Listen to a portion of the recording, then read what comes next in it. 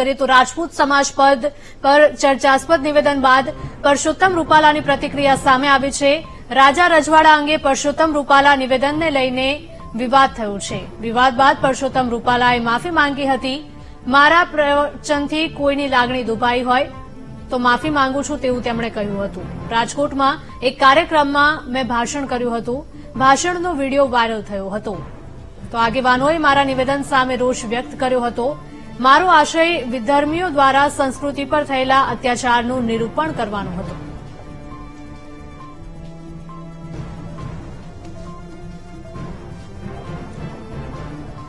રાજકોટની અંદર વાલ્મીકી સમાજના એક કાર્યક્રમમાં ભાષણ મેં કરેલું એનો એક વિડીયો વાયરલ થયો છે, જેને લઈને ક્ષત્રિય સમાજના ઘણા બધા આગેવાનોએ મને એ વિડીયા અંગે પોતાની પ્રતિક્રિયાઓ આપી છે, રોષ પણ વ્યક્ત કર્યો છે, સલાહ પણ આપી છે। આ તમામ આગેવાનોમાં અમારા વરિષ્ઠ આગેવાન ભૂપેન્દ્રસિંહજી ચુડાસમા, રાજ્યસભાના મારા સાથીદાર કેસરીસિંહજી વાંકાનેર સ્ટેટ, અમારા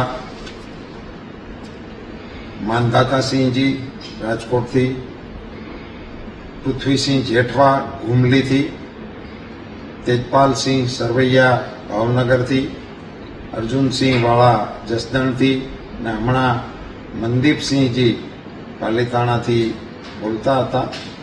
એ ઉપરાંત અમારા રાજકોટના આગેવાન ભોગુભા, પ્રદીપસિંહજી, કિરીટસિંહજી રાણા વગેરે આગેવાનો સાથે મારી વાતચીત થઈ। એના પ્રતિભાવો પણ મને મળ્યા છે।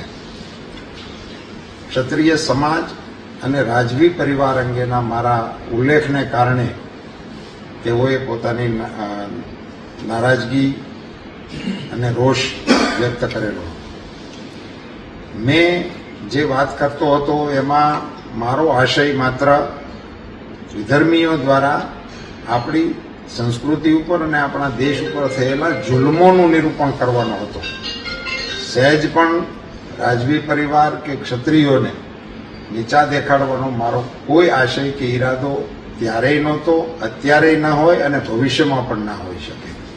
તેમ છતાં આ મારા વિડીયો થકી કે મારા આ પ્રવચનના ઉલ્લેખ થકી કોઈ પણની લાગણી દુભાઈ હોય તો હું દિલગીરી વ્યક્ત કરું છું, દિલથી માફી માંગુ છું અને ક્ષત્રિય સમાજની ગરિમા અને ગૌરવની ખેવના ધરાવતો હોવાને કારણે આ માત્ર ચૂંટણીલક્ષી વાત નથી, પણ કાયમી ધોરણે આ પ્રકારના વિષયો પ્રત્યે મને પણ કોઈ પણ પ્રકારનું મનમાં ઓછપ કે ઉણપ લાવવા જેવું કે એમને કોઈને એમની ગરિમાને ઘસરકો પહોંચાડવાનો મારો કદી ઈરાદો ન હોય એવી મારી નમ્ર સ્પષ્ટતા કરું છું અને આપ સૌને આ વિષયને અહીંયા પૂરો કરવા માટેની વિનંતી।